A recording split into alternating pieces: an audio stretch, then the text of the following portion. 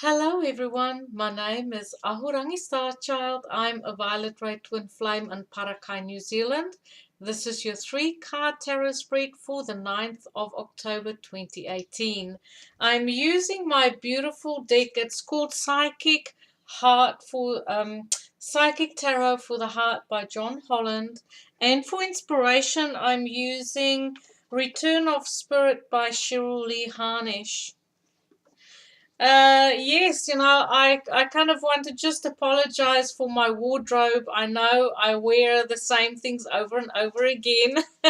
I'm, in comparison with other people who might have a YouTube channel, other people might be a whole lot more flash than I am, but I don't really see it as a competition. I just do what I do. I'm a very simplistic type of person. I will do my wardrobe maybe once a year. Um, but yeah, so just bear with me. This is me. This is how I roll. And I like to keep things simple because this is not really about me. This is all about you. Thank you for watching. And I'll shuffle the deck, draw 3 cards. I love reading for you. Yeah, give me feedback. New subscribers. So what do you think? Why do you watch my videos? What's the drawing card? And yeah, it's a general reading, so the information coming through is very sort of like universal. When you get a reading, the energy is much more focused. So our first card of the day is Sacral Chakra. It's about our own creativity. We start off feeling creative, or maybe we're feeling stuck, like we don't know how to become creative, or feel like you have to do something but not quite sure what to do. But it's a really good energy for any sort of creativity. If you're planning a family, making a baby is very creative. Producing something tangible, and so, but this could also just be about art. This could be about expressing yourself. Any sort of creative force today will be good. And because it's orange, if you feel like your creativity has been stunted, wear orange, eat oranges, drink orange juice. Go outside in the sun and let the sun rejuvenate you as well. In the middle of the day, we have control. So maybe if there is anything stuck in the way of creativity for you, and creativity could be anything, when we create something, when we produce something, when we have a vision or an idea, that's part of our creativity.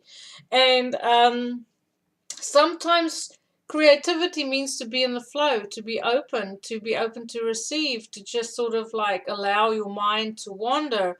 But when we get control and you want to have a tight rein on everything that's going on in your life, that is kind of like the opposite end of the scale when it comes to our creativity and our self-expression.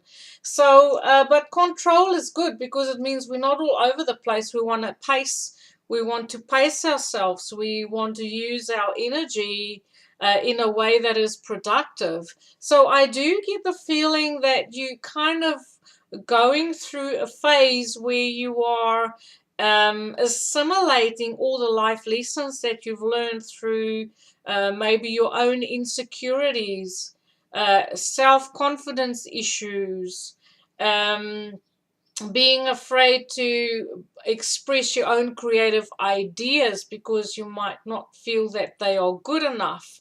This could be anything from working on a project with other people, or working together with other people on a daily basis, and feeling like your contribution that you can make on the way of sharing your ideas, sharing on new innovative ways to produce something or to move forward with something, might feel that those ideas or creative energy around you is not good enough, and there's insecurity, there's fear of expressing the self, and so kind of clamping down and keeping quiet and not allowing not stepping through kind of thing, and that's why I have that sort of control.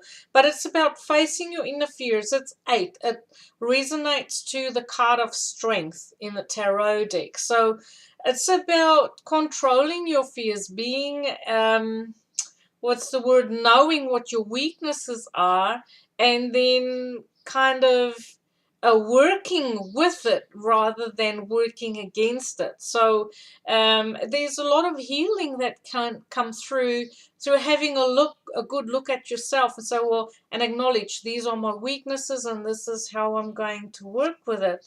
At the end of the day, we have release. So I do feel that if you're someone who is suffering from self-confidence issues, that I'm not good enough, whether this is in your career, in a relationship, maybe it's romance, maybe you feel like you're not a good enough parent, or whatever the issue is, the self-esteem issues, you will find a way to finish off with it. You will find a way to work through it.